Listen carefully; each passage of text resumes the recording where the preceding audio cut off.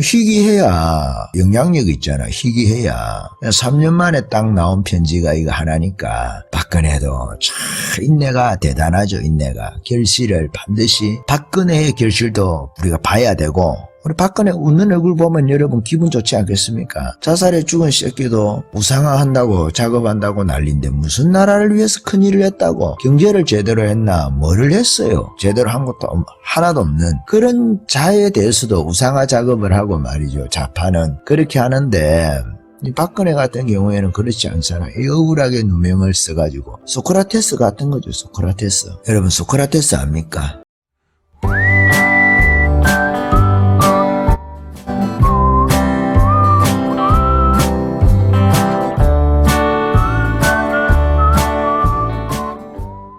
그리고 국민에게 그 자신의 심정을 전달을 했네요. 너무나 가슴이 아픕니다. 이렇게 부디 잘 견뎌 이겨내시길 바랍니다.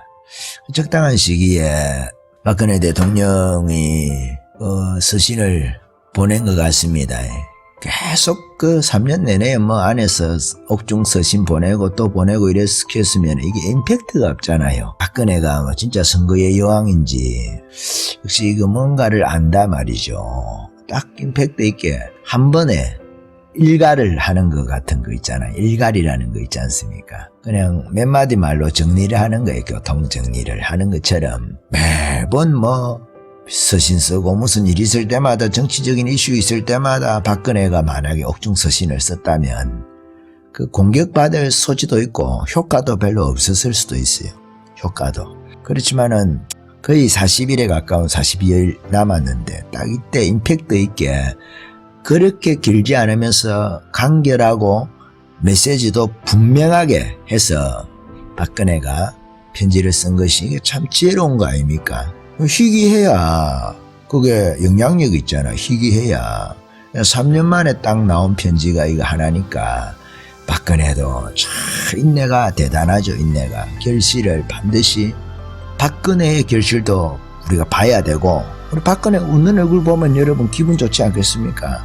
자살에 죽은 새끼도 우상화한다고 작업한다고 난리인데 무슨 나라를 위해서 큰일을 했다고 경제를 제대로 했나 뭐를 했어요. 제대로 한 것도 하나도 없는 그런 자에 대해서도 우상화 작업을 하고 말이죠. 좌파는 그렇게 하는데 이 박근혜 같은 경우에는 그렇지 않잖아. 이 억울하게 누명을 써가지고 소크라테스 같은 거죠. 소크라테스.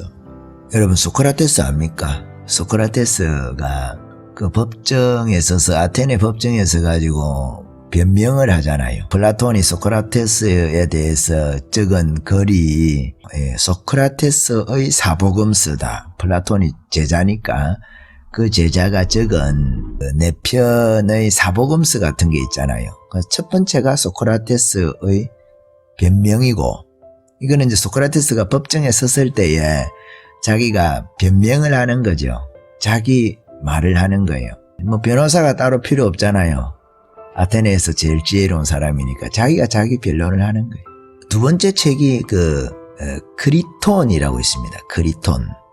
크리톤은 소크라테스와 어릴 때부터 친구거든요. 그러니까 소크라테스가 사형 판결이 나고 나서 한 달여 기간이 있었어요. 그 집행되기까지 한 달여 기간이 있었는데 사실은 죄명이 있어야 죽는데 죄명이 없는 거예요. 물론 청년들을 선동했다는 죄명 하나 하고 또 하나는 신성모독이거든요. 예수님께 붙인 죄명. 그 죄명이 비슷합니다. 예수님께 붙인 죄명하고 흉계를 꾸미고 꾸밀 때 이렇게 머리에서 인간의 머리라는 게 한계가 있나 봐요. 다 비슷비슷해. 500년 전인데 예수님 돌아가시기 전에 500년 전 사람이 소크라테스잖아요. 그 다음에 책이 향연이에요. 향연. 그러니까 소크라테스의 쾌락론 이렇게 하면 될까요? 성경으로 치면은 아가서 이런 거 하고 비슷한 겁니다. 생의 창가. 그렇게 하고 그 다음이 파이돈입니다. 파이돈이라는 것은 파이돈이라는 이 사람은 원래 아테네 사람이 아닌데 엘리스 사람인데 전쟁에서 져서 포로로 잡혀온 거예요. 그래서 평생을 노예 생활로 지내야 되는데 소크라테스가 다른 사람을 시켜가지고 이 사람을 삽니다. 사서 자유롭게 지내면서 이 사람이 철학적 기질이 있는 거예요. 지혜로워가지고. 그래서 소크라테스에 의해서 자유롭게 자신의 철학을 펼칠 수 있게 된 이 파이돈이라는 사람이 소크라테스의 죽을 때 그 현장 있잖아요. 그때 파이돈이 있었거든. 그거에 관해서 죽음에 관해서 설명을 해주는 거예요. 누가 소크라테스가 어떻게 죽었느냐고 물으니까 그의 죽음을 목격한 소크라테스의 젊은 친구인 파이돈이 그날 아침 일찍 친구들이 소크라테스가 갇혀있는 감옥에 모였는데 그때 무슨 일이 있었느냐 그것을 우리가 그 닭 이야기를 알지 않습니까? 누구에게 닭 한 마리 빚진 게 있는데 자네가 좀 갚아줘 이런 이야기가 파이돈에 있는 내용이죠. 그러니까 소크라테스의 변명, 크리톤, 향연, 파이돈 이렇게 플라톤의 대화록 중에서 가장 잘 알려진 네 권이라 이 말이에요. 대화록 형식으로 국가론 이런 것도 대화하는 형식으로 이야기를 하거든요. 국가론 안에 여러분들이 잘 아는 그 반지의 제왕 이야기 있잖아요.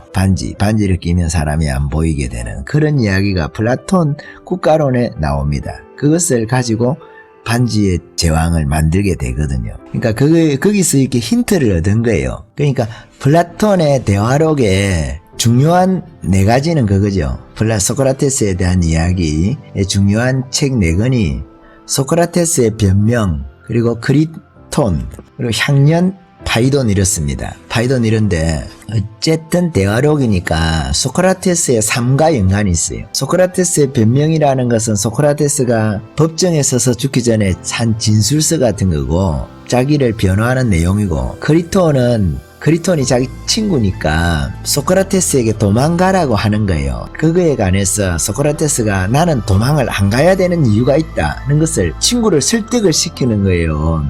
크리톤은 네가 도망을 가야 되는 이유를 설명을 하는 거고 소크라테스는 내가 법을 지키기 위해서 내가 도망을 가면 안 된다.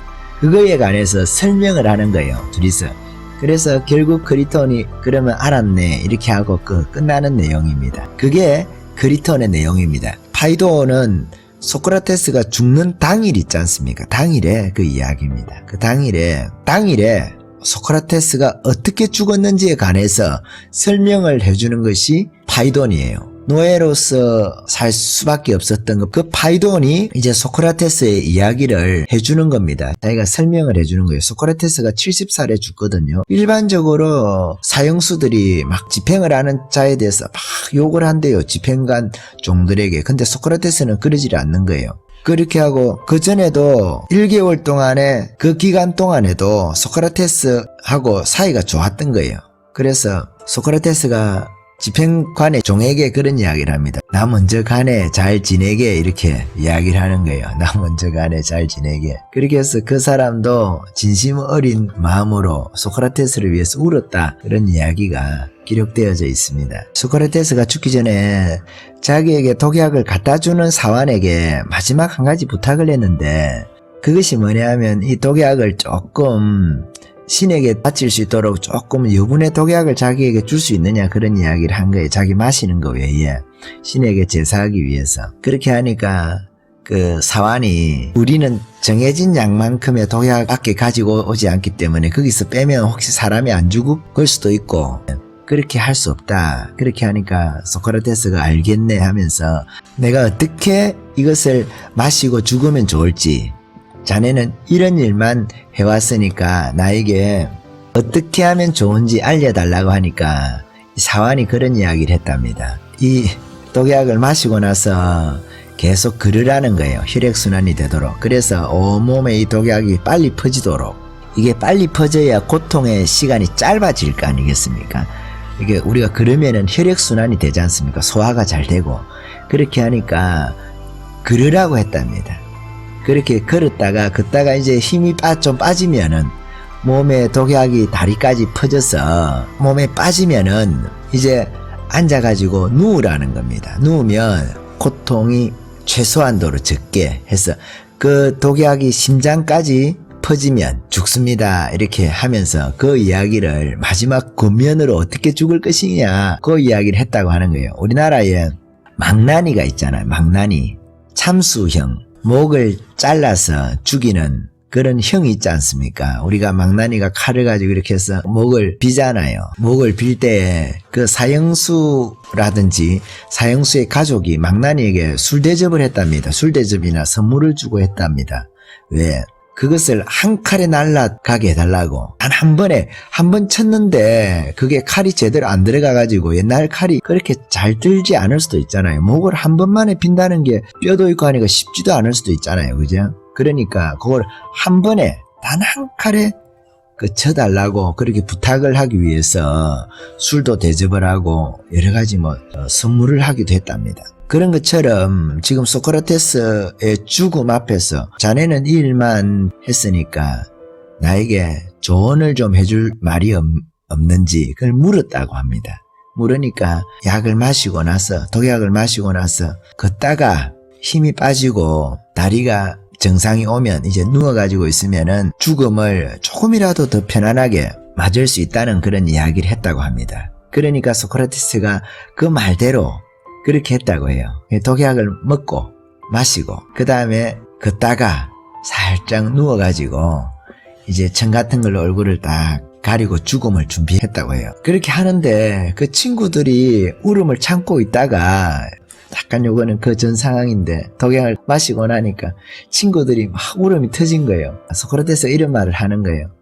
내가 이렇게 여자들이 이렇게 울까 봐서 여자들을 다 내보냈는데 자네들이 이렇게 울면 어떻게 하나. 파이돈의 이야기가 자기가 제일 먼저 운 건 아니다. 자기보다 먼저 운 사람이 있다. 이렇게 하면서 나도 눈물이 나서 참고 있는데 나보다 더 누가 막 우니까 한 사람 울면 따라 울게 되잖아요. 애들 울듯이. 그렇게 그 울음 바다가 되니까 그 소크라테스 하는 이야기가 내가 이럴 줄 알고 여자들이 울까 봐서 내가 여자들을 다 내보냈는데 자네들마저 이렇게 울면 어떻게 하나. 그런 이야기를 했다고 합니다. 참 유머스럽다고 해야 될까요? 여유라고 해야 될까요? 사실 여유 부릴 형편은 아닌데 그런 이야기를 하고 소크라테스가 독약을 마시고 이제 걷는 거예요. 걷다가 앉아가지고 누워서 천으로 얼굴을 가리고 이제 좀 시간이 지나가니까 다리가 마비가 되고 배도 이제 그 경직이 돼 오는 거예요. 그러니까 소크라테스가 누워가지고 천으로 얼굴을 가리고 있다가 마지막으로 할 말이 생각이 났나 봐요. 그러니까 자기 손으로 얼굴에 있던 천을 벗기고 한마디를 한 거예요. 그 이야기가 너무 잘 아는 이야기죠. 크리톤에게 하는 이야기예요. 내가 닭 한 마리를 빚진 것이 있네. 기억해 두었다가 꼭 갚아주게. 그 이름이 그런 거예요. 아스클레피오스. 이게 아스클레피오스가 사람 이름이 아니거든. 아폴로의 아들입니다. 의학의 신으로 병이 생기면 그에 대한 경의로서 닭을 바치는 풍습이 있었다고 합니다. 그래서 소크라테스는 죽음으로써 자기의 인간적인 모든 질병이 치유되었다는 뜻으로 이런 표현을 쓴 것으로 보인다. 아스클레피우스의 약의 신에게 병이 나면 닭 한 마리를 바치는 풍습이 있었는데 소크라테스가 그게 생각이 났나 봅니다. 그래서 닭 한 마리를 아스클레피우스에게 갚아달라고 크리톤에게 부탁을 했다는 겁니다. 자기 제일 오래된 친구에게 크리톤의 말을 듣습니다. 그렇게 하겠네 라는 말을 듣고 크리톤이 이렇게 물어보는 거예요. 그 말 외에 다른 할 말은 없나 이렇게 하니까 소크라테스가 그 이후에는 말을 할 수가 없었다고 합니다. 소크라테스가 또 얼굴에 천을 덮은 거예요. 덮고 나서 이제 아무 말도 없는 거예요. 한 1, 2분 있으니까 소크라테스 몸이 조금 움직이더랍니다. 또 할 말이 생각이 났는지 모르겠어요. 이제 자기가 벗길 힘이 없으니까 친구가 얼굴에 천을 이렇게 벗겼답니다. 크리톤이 얼굴을 감싸고 있던 천을 벗기니까 소크라테스가 죽어 있는 거예요. 죽어 있는데 눈을 뜨고 입을 벌리고 할 말이 있었던 것 같아요. 할 말이 있었는데 말꾼이니까. 그러나 그 이상의 말은 못하는 거예요. 죽으니까 굳어가지고 눈을 뜨고 입을 벌리고 있으니까 크리톤이 눈을 감겨주고 입을 닫게 하고 이렇게 해서 이 모습이 가장 훌륭하고 지혜롭고 의로운 올바른 사람의 죽음의 마지막 모습이었다는 거예요. 참 죽음이라는 것이 허무하죠. 소크라테스가 아마 할 말이 더 있었을 거예요. 할 말을 하고 싶은데 다 갚아달라는 그 이야기 외에 더 할 말이 있었을 건데 죽다 보니까 또 기억이 났을 거예요. 근데 그 말 한마디 더 하지 못하고 눈을 뜨고 입을 벌리고 죽었으니까. 인생이라는 게 그렇게 허무합니다. 그래도 소크라테스의 죽음은 소크라테스에게는 어떻게 보면 행복한 일이죠. 나이 70에 죽었거든요, 소크라테스는. 어쨌든 소크라테스는 자기가 죽기 전에 자기 사랑하는 사람들 다 곁에서 두고 그렇게 죽었습니다. 자기에게는 장성한 아들 하나하고 아직 어린 아들이 또 있다가죠. 2명. 그렇게 해서 소크라테스에게는 아들이 3이 있었고 악녀라고 말하는 크산티페가 그의 젊은 아내였거든요. 젊은 아내로서 아내가 있었고 그렇게 하고 오래된 친구였던 크리톤이 자신의 그 자리를 지켜줬고 아까도 말씀드렸지만은 노예일 수밖에 없는 사람을 소크라테스가 어떻게 보면 간접적으로 사서라도 자유롭게 하면서 철학의 동지가 되어주고 친구가 되어줬던 그 파이돈 젊은 사람이죠. 군인으로 팔려왔으니까 젊었을 때 팔려온 거 아닙니까? 그죠? 패전해가지고 노예로 잡혀왔으니까 그래서 파이돈하고 크리톤 그리고 크산티페 그리고 자기 아들들 이렇게 다 주변에 있으면서 죽었습니다. 주변에 두고 물론 소크라테스가 죽기 전에 크산티페가 비통해서 너무 울까봐서 자기 아내가 그 울음을 보기 싫어서 보지 않으려고 먼저 내보내고 나머지 그 친구들 철학적 동지 같은 생각 자기의 지적인 아들들하고 같은 사람들의 친구였지만 친구로 이렇게 지낸 사람들이지만 어떻게 보면 그래서 이 사람들이 아버지를 잃은 자식들처럼 이제 우리가 소크라테스가 없이 어떻게 인생의 길, 철학의 길, 어떤 문제들에 대해서 해답을 얻을 수 있을까 할 정도로 소크라테스를 주변의 사람들이 의지했었거든요. 무슨 일이 있으면 소크라테스 자네는 어떻게 생각하나, 국가에 무슨 일이 있다 그럼 소크라테스 자네는 어떻게 생각하나, 우리나라 같으면 탄핵이 있으면 탄핵에 대해서 어떻게 생각하나, 지금 자유로 총선이 있으면 자네는 어떻게 생각하나, 여러 가지 문제들 있잖아요. 지금 정부가 중국 반입국 금지에 대해서 안 하고 있는데 이 문제들에 대해서는 어떻게 생각하나. 소크라테스가 이렇게 이야기를 하면 그게 맞다고 해서 자기네들이 따르고 그렇게 결정을 하고 했었는데, 예를 들어서 말이죠, 이제 소크라테스가 없으니까 물어볼 사람이 없는 거예요. 물론 소크라테스의 제자들이 있고 플라톤이 그 당시에 너무 어렸으니까. 플라톤의 나이가 28세였습니다. 그러니까 소크라테스하고 플라톤하고 나이 차이는 42살의 차이가 나는 거죠. 그래서 소크라테스가 죽고 나서 얼마 후에 소크라테스의 변명에 기록되어져 있는 지금 우리가 보고 있는 그 책의 내용을 플라톤이 그의 연설 일부분을 발표를 합니다. 소크라테스의 제명은 기본적으로 2가지입니다. 젊은이들에게 해악을 준다. 그리고 국가가 인정하는 신을 인정하지 않았다. 그 2가지 제목으로 재판석상에 서서 500명의 배심원, 오늘날로 치면은 재판관이라고 해야 되겠죠. 그 변호 연설을 하는 거예요. 그래서 소크라테스가 첫 번째 투표할 때는 280대 220이었습니다. 한 30표 정도? 재판 과정은 이렇습니다. 첫 번째 판결을 하고 나서 변론할 기회를 준다는 거예요. 주고 한 번 더 재판을 합니다. 이게 확정 판결 같은 거죠. 그러니까 1심하고 2심 판결, 오늘날에 그와 같은 유사한 판결이 하나의 똑같은 그 재판관들에 의해서 500명이라는 오늘날의 배심원의 성격을 가지고 있는 재판관에 의해서 공개 재판을 한다는 거예요. 공판이라고 하죠.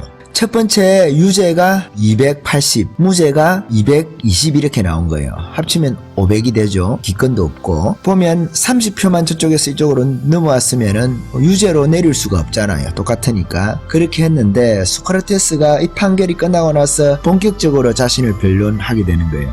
이때 청중들을 꾸짖는 말을 하는 거예요. 무지에 대해서. 관심 가져야 될 일에 관심을 갖지 않고 잘못된 관심을 가지고 잘못된 판결을 내리는 것에 관해서 아테네 시민을 꾸짖습니다. 그래서 소크라테스가 재판관들의 반발을 사는 거죠. 니만 똑똑하냐 이렇게 되는 거죠. 그렇게 해서 결국에는 80표가 무죄였던 사람이 80표가 저쪽으로 넘어가는 거예요.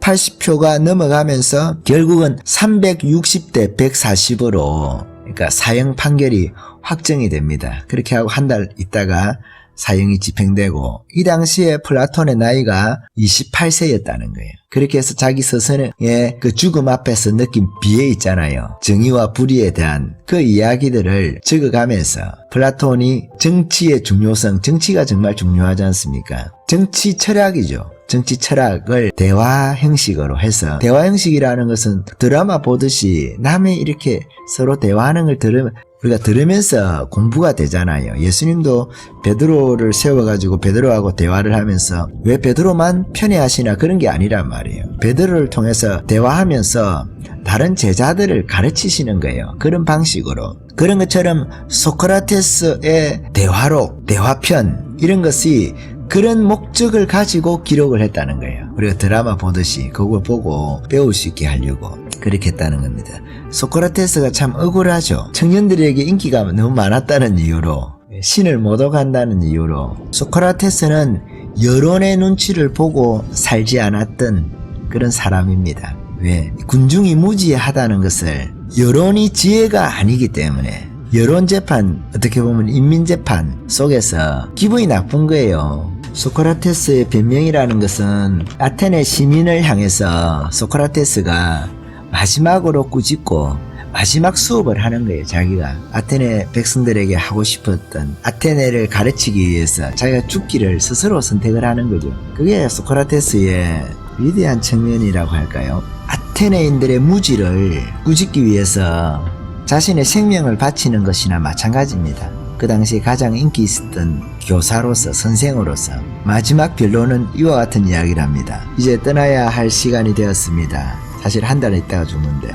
이제 우리는 각기 우리의 길을 가야 합니다. 나는 죽기 위해서, 여러분은 살기 위해서. 그러나 어느 쪽이 더 좋은지는 신만이 알고 계십니다. 마치 순교자의 이야기처럼 자신의 생명을 그렇게 지금 다루고 있다는 거예요. 소크라테스 변명의 마지막 부분을 제가 지금 잠깐 말씀을 드린 거예요. 나는 죽기 위해, 여러분들은 살기 위해 각각 우리의 길을 가야 하는데 어느 길이 더 좋을지 그거는 신만이 아신다. 그렇게 하면서 가급적이면 정의롭고 올바르게 살기 위해서 자신의 뜻을 굽히지 않았던, 왜? 나는 알고 있기 때문에, 어느 길이 옳은지 알기 때문에 그 길을 내가 가지 않겠느냐, 이런 이야기를 하는 거죠. 왜 이렇게 긴 이야기를 하느냐, 소크라테스에 대한 이야기를. 박근혜 대통령과 너무 흡사한 측면이 좀 있다는 거예요. 사실은 박근혜 대통령 같은 경우에도 소크라테스도 저기에 보면은 이 소크라테스를 죽이기 위해서 선동했던 자가 있거든요. 그 멜레토스라는 자인데 이 사람 뒤에는 또 이 사람을 후원하는 후원자가 있었어요. 아니토스입니다. 아니토스.